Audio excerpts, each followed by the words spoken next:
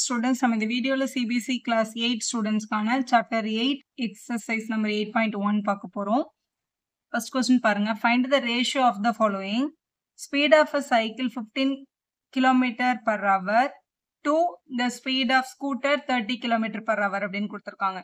So இந்த 2க்கு அப்புறமா வர்றது தான் வந்து நம்மளோட ரேஷியோட ஃபார்ம். 2க்கு முன்னாடி இருக்கிறது வந்து ஒரு கண்டென்ட், 2க்கு அப்புறமா இருக்கிறது ஒரு குவான்டிட்டின்னு வச்சுக்கோங்களேன். இப்போ ரேஷியோ எழுத சொன்னாங்கன்னா speed of the சைக்கிள்க்கும் speed of the ஸ்கூட்டருக்கும் தான் நமக்கு ரேஷியோ எழுத சொல்லியிருக்காங்க. Speed of cycle by speed of scooter அப்படின்னு எடுத்துக்கலாம் நம்ம. ஸோ இதில் ஸ்பீட் ஆஃப் த சைக்கிள்க்கு என்ன கொடுத்துருக்காங்க இங்கே 15 கிலோமீட்டர் பர் ஹவர் அப்படின்னு கொடுத்துருக்காங்க. ஸ்கூட்டருக்கு எவ்வளோ கொடுத்துருக்காங்க 30 கிலோமீட்டர் பர் ஹவர்னு கொடுத்துருக்காங்க. 30 கிலோமீட்டர் பர் ஹவர் இப்படி எழுதிட்டு யூனிட் ஒரே மாதிரி இருக்கான்னு பார்க்கணும். யூனிட் ஒரே மாதிரி இருந்தால் தான் அந்த யூனிட் நமக்கு கேன்சல் ஆகும். கேன்சல் ஆயிடுச்சுன்னா அப்போ நமக்கு என்ன கிடைக்கும் 15/30 இருக்கும். இவங்களை டிவைட் பண்ணும்போது 15 1s are 15, 2 15s are 30. நீங்கள் 5 டேபிள்லே கேன்சல் பண்ணிட்டு வரதா அந்த கூட வரலாம். அப்போ 1/2 அப்படின்னு கிடைச்சிருக்கு. 1/2ன்றதை நம்ம 1:2 அப்படின்ற ரேஷியோவாக எழுதிடலாம். இதுதான் ரேஷியோ ஃபார்ம். இப்போ இதில் பி கொஸ்டின் பாருங்க. ரேஷியோ எழுத சொல்லியிருக்காங்க. யாருக்கும் ரேஷியோ எழுத சொல்லியிருக்காங்க 5 மீட்டர்ஸ்க்கும் 10 கிலோமீட்டர்ஸ்க்கும் எழுத சொல்லியிருக்காங்க. ஆனால் இங்கே ஒரே மாதிரி இருக்கா யூனிட்? ஒரே மாதிரி இல்லைல்ல. அப்போ இவங்களுக்கு நம்ம டைரெக்டாக ரேஷியோ ஃபார்ம் எழுத முடியாது. அப்போ என்ன பண்ணுறது? ரெண்டுத்தையும் ஒரே யூனிட்டுக்கு மாற்றணும். 1 கிலோமீட்டர் அப்படின்றது எவ்வளோ மீட்டர்ஸ் அப்படின்னு பார்த்தோம்னா 1000 மீட்டர்ஸ். இப்போ கொஸ்டின்ல இங்கே எவ்வளோ மீட்டர்ஸ் இருக்குது? 10 கிலோமீட்டர்ஸ் இருக்குது. அப்போ 10 கிலோமீட்டர்ஸ்ன்றது எப்படி மீட்டருக்கு மாற்றுறது? 1000ஆல மல்டிபிள் பண்ணோம். அப்போ 10 கிலோமீட்டருக்கு 10 × 1000 மாற்றுச்சுன்னா நமக்கு வந்து இங்கே மீட்டராக கன்வெர்ட் ஆகிடும். ஸோ இங்கே இது மேலே வந்து 5 மீட்டர் இருக்குது, கீழே 10 கிலோமீட்டர் அப்படின்றத நம்ம வந்து 10 × 1000 பண்ணும்போது நமக்கு இது மீட்டருக்கு கன்வெர்ட் ஆகிடும். இப்போ மீட்டரும் என்ன பண்ணிக்கலாம்? கேன்சல் பண்ணிக்கலாம். டினாமினேட்டரில் 5/10 × 1000 அப்படின்னு வந்திருக்கும். 5 1s are 5, 5 2s are 10. அப்போ மேலே 1ம் கீழே 2 × 1000 வந்து 2000ம் கிடைச்சிருக்கும். அப்போ நம்ம ரேஷியோ ஃபார்மில் எழுதும்போது 1:2000 அப்படின்னு எழுதணும். அதுதான் உங்களோட கரெக்டான ஆன்சர். அதே மாதிரி சி கொஸ்டின் பார்த்துடலாம். சியில் அவங்க என்ன கேட்டிருக்காங்கன்னு பாருங்க. 50 பைஸ் to 5 rupees அப்படின்னு கொடுத்துருக்காங்க. இப்போ ரெண்டுமே வந்து வேற வேற யூனிட்ல தான் இருக்கு. அப்போ நம்ம என்ன பண்ணணும்? ஃபர்ஸ்ட் ஒரே யூனிட்டுக்கு மாற்றணும்.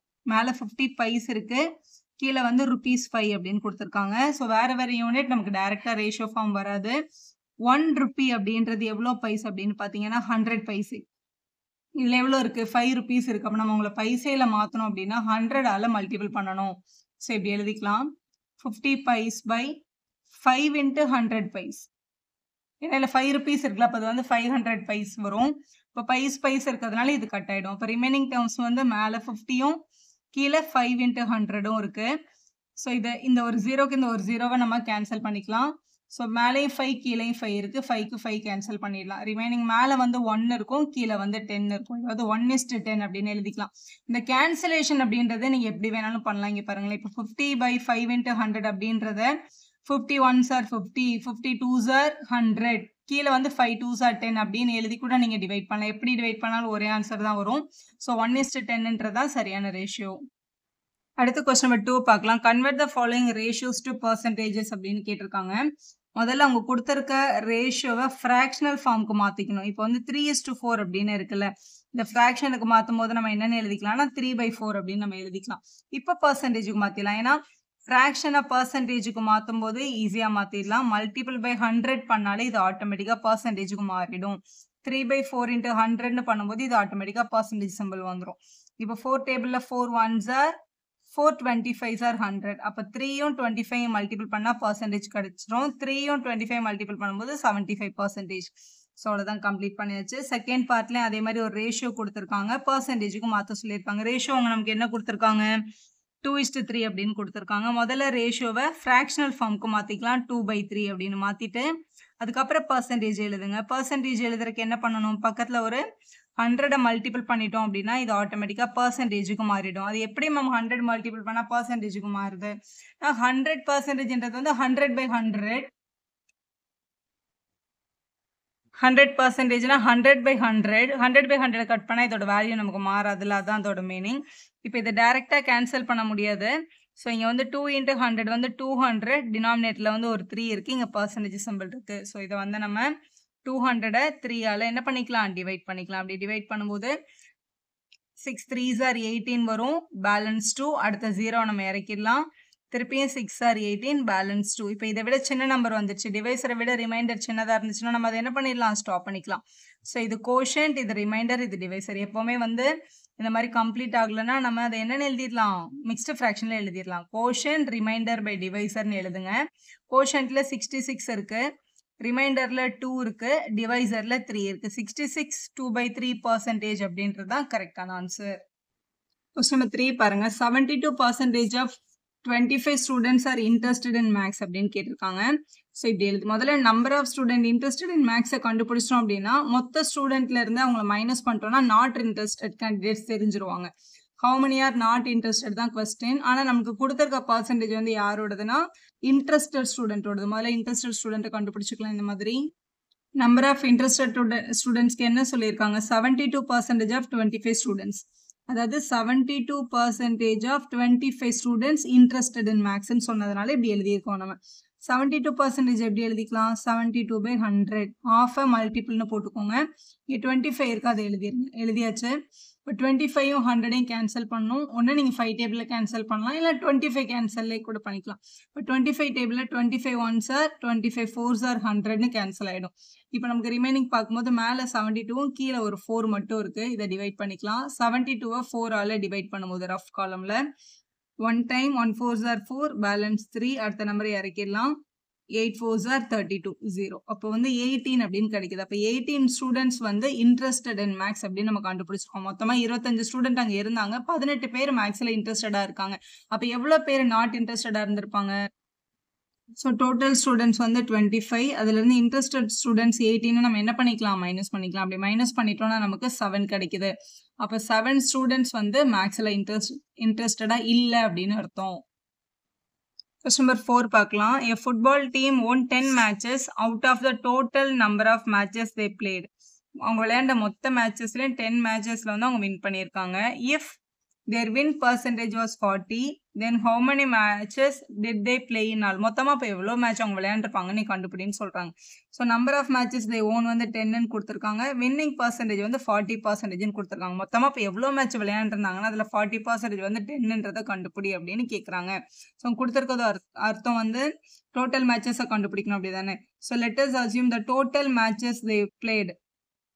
டோட்டல் மேட்சஸ் வந்து நம்ம எக்ஸ்ன்னு அஸ்யூம் பண்ணிக்கலாம். அப்போ கொஸ்டின் படி 40% ஆஃப் டோட்டல் மேட்சஸ் அவங்க விளையாண்டதில் 40% ஆஃப் டோட்டல் மேட்சஸ் தான் வந்து 10 தான் அவங்க வின் பண்ணது. 40ன்றது வின்னிங் பர்சன்டேஜ் ஆஃப் எக்ஸ் தான் அவங்க என்னன்னு சொல்லியிருக்காங்க, 10ன்னு சொல்லியிருக்காங்க. 40% எப்படி எழுதிக்கலாம், 40/100 அப்படின்னு எழுதிக்கலாம். ஆஃப் வந்து மல்டிபிள், இங்கே வந்து ஒரு எக்ஸ் இருக்குது, இங்கே வந்து 10 இருக்குது. இங்கே இருக்க ஒரு 0வும் இங்கே இருக்க ஒரு 0வும் கேன்சல். 4ம் 10ம் இருக்குது. இது 2 டேபிளில் 2 டைம்ஸ், இது 2 டேபிளில் 5 டைம்ஸ். அப்போ 2/5 times X is equal to 10 அப்படின்னு கிடச்சிருக்கு. இங்கே மல்டிபிளில் இருக்க 2/5 இது ஒரு ஃப்ராக்ஷனல் நம்பர். ஈக்குவல் டு தாண்டி அந்த பக்கம் போகும்போது என்ன ஆகும், ரெசிப்ரோக்கல் ஆகும். அப்போ 10 × 5/2 அப்படின்னு நம்ம எழுதணும். 2 டேபிளில் 10 கட் ஆகும். 1 டைம் 5 டைம் மேலே 5 × 5 வருது. 5 5s ஆர் அப்போ என்னது 25. அப்போ டோட்டலாக அவங்க எத்தனை மேட்ச் விளையாண்டுருக்காங்க, 25 match they played in all. இப்படி எழுதி கம்ப்ளீட் பண்ணிடுங்க. Question number 5. If Chamli had ₹600 left after spending 75% of her money, how much did she have in the beginning அப்படின்னு கேட்டிருக்காங்க. 75% ஆஃப் மணியை செலவு பண்ணதுக்கு அப்புறம் அவகிட்ட 600 பேலன்ஸ் இருக்குது அப்படின்னா அவகிட்ட பிகினிங்ல எவ்வளோ அமௌண்ட் இருந்திருக்கும் கண்டுபிடிங்க அப்படின்னு கேட்டிருக்காங்க கொஸ்டின்ல. சரி, பர்சன்டேஜ் ஆஃப் மணி ஸ்பெண்ட் எவ்வளோ, 75% அவள் ஸ்பெண்ட் பண்ணிட்டா. அப்போ ரிமைனிங் அவங்ககிட்ட எவ்வளோ பர்சன்டேஜ் ஆஃப் மணி இருக்கும் அப்படின்னு பார்க்கும்போது பர்சன்டேஜ்னாலே சம்திங் அவுட் ஆஃப் 100ன்னு அர்த்தம். அப்போ 100லேருந்து 75% போயிடுச்சுன்னா ரிமைனிங் 25% ஆஃப் மணி தான் அவகிட்ட இருக்கு. அந்த 25% ஆஃப் மணி தான் 600. அதானே கொஸ்டின்ல சொல்லியிருக்காங்க. அப்போ மொத்தமாக எவ்வளோ அமௌண்ட் முதல்ல இருந்திருக்கும்னு கேட்குறாங்க. 25% 600னா 100%க்கு எவ்வளோ அப்படின்னு கேட்குறாங்கன்னு அர்த்தம். அது நம்ம எப்படி எழுதிக்கலாம்னா 25% ஆஃப் டோட்டல் மணி ஈக்குவல் டு 600ன்னு கொஸ்டினில் கொடுத்துருக்காங்க அப்படின்றது அதோட அர்த்தம். 25%ன்றது எப்படி எழுதிக்கலாம், 25/100 ஆஃப்னா மல்டிபிள். டோட்டல் நமக்கு தெரியாது, நீங்கள் எக்ஸ்னே எடுக்கணும்னு எடுத்துக்கோங்க, இல்லை டோட்டல்னு எழுதுனாலும் நம்ம எழுதிக்கலாம். 25ம் 100ம் இருக்குது. 25 1s ஆர் 25 4s ஆர் 100. இங்கே டிவைடில் இருக்க 4 அந்த பக்கம் போனால் என்ன ஆகிடும், மல்டிபிள் ஆகிடும். அப்போ total amount is equal to இங்க 600 இருக்கு. இங்க டிவைட்ல இருக்க 4 அங்க வரும்போது மல்டிப்ளை ஆயிடுது. ஸோ 600யும் 4யும் மல்டிபிள் பண்ணும்போது 6 4s are 24 போட்டுட்டு இந்த 2 0வை நம்ம எடுத்து எழுதிடலாம். ஸோ அமௌண்ட்ன்றதால இங்க ருபீஸ் மென்ஷன் பண்ணிடலாம். இங்க 1/4 அங்க போனா 4/1 ஆகும். அப்படி கூட நம்ம சொல்லிக்கலாம். டினாமினேட்டர்ல இருக்க 1 வந்து நம்ம கேரி பண்ண தேவையில்ல. அதை அப்படியே விட்டுடலாம். Total money is equal to ₹2400 எழுதி கம்ப்ளீட் பண்ணியிருக்கேன். Question number 6 பார்க்கலாம். If 60% people in a city like cricket, so percentage of cricket வந்து 30% of 60% of people சொல்லியிருக்காங்க. So 60%. 30% like football. So percentage of football வந்து 30% கொடுத்திருக்காங்க. So 30%. Percentage of other games நம்ம தான் கண்டுபிடிக்கணும். ஏன்னா remaining like other games அப்படின்னு கொடுத்திருக்காங்க. மொத்தம் percentageனாலே something out of 100. 100ல இருந்து கிரிக்கெட்டையும் ஃபுட்பாலையும் நம்ம என்ன பண்ணிடணும் மைனஸ் பண்ணிடணும். அப்போ -60 பண்ணிடணும். அதுக்கப்புறம் ஒரு -30 பண்ணிடணும். இல்லை இது ரெண்டுத்தையும் ஆட் பண்ணி அதுக்கப்புறம் நான் 100ல மைனஸ் பண்ணுறேன். அது கூட கரெக்டு தான். ஏன்னா -60யும் -60யும் -90 வரும். 100ல இருந்து 90யை நம்ம மைனஸ் பண்ணும்போது நமக்கு 10 கிடைக்கும். அப்போ 10% ஆஃப் த பீப்புள் தான் அதர் கேம்ஸ் வந்து லைக் பண்ணுறாங்க அப்படின்னு கிடைச்சிருக்கு. இப்போ கேள்வியில் if the total number of people வந்து 50 lakh இருந்தா find the exact number who like each of the games அப்படின்னு கொடுத்துருக்காங்க. ஒரு கேமும் இவ்வளோ பேர் லைக் பண்ணுறாங்கன்னு தனித்தனியாக கண்டுபிடி அப்படின்னு சொல்லியிருக்காங்க. ஸோ முதல்ல கிரிக்கெட் பார்க்கலாம். ஸோ கிரிக்கெட் வந்து எவ்வளோ பர்சன்டேஜ் பேருக்கு பிடிச்சிருக்கு? 60%. அப்போ 60% ஆஃப் டோட்டல் பீப்புள் எவ்வளோ? 50 lakh. ஸோ 50 lakh பீப்புளில் 60%க்கு பிடிச்சிருக்கு அப்படின்றத எப்படி கண்டுபிடிக்கிறது? 60%னா 60/100. இங்கே வந்து 50 lakh இருக்கு. ஸோ இந்த லேக் வந்து நீங்கள் நம்பரில் கன்வெர்ட் பண்ணி நீங்கள் 5 0 போடுறதா இருந்தால் கூட நீங்கள் போட்டுக்கலாம். இல்லை இப்படியே கூட வச்சு கேன்சல் பண்ணிடலாம். இந்த 0க்கு 0 இந்த 0க்கு 0 கேன்சல். அப்போ 6 5s are 30. இங்கே லேக் இருக்குது. ஸோ இது வந்து 30 lakh பீப்புளுக்கு கிரிக்கெட் பிடிச்சிருக்கு அப்படின்னு கிடைக்குது. அடுத்த கேம் வந்து ஃபுட்பால். ஸோ ஃபுட்பாலுக்கு வந்து அவங்க என்ன சொல்லியிருக்காங்க? 30% ஆஃப் பீப்புளுக்கு வந்து ஃபுட்பால் பிடிக்குதுன்னு சொல்லியிருக்காங்க. அப்போ 30% ஆஃப் பீப்புள் வந்து 50 lakh தான். அந்த 50 lakhல 30%க்கு வந்து ஃபுட்பால் பிடிக்குது. ஸோ 30%ன்றது 30/100. ஆஃப்ன்றது மல்டிபிள். இங்கே வந்து 50 lakh. இந்த 0வும் 0வும் கேன்சல் பண்ணிக்கலாம். இந்த 0க்கு இந்த 0 கேன்சல் பண்ணிக்கலாம். 3 5s are 15. இங்கே லேக் இருக்குது. ஸோ இங்கே 15 lakhன்னு போட்டுருங்க.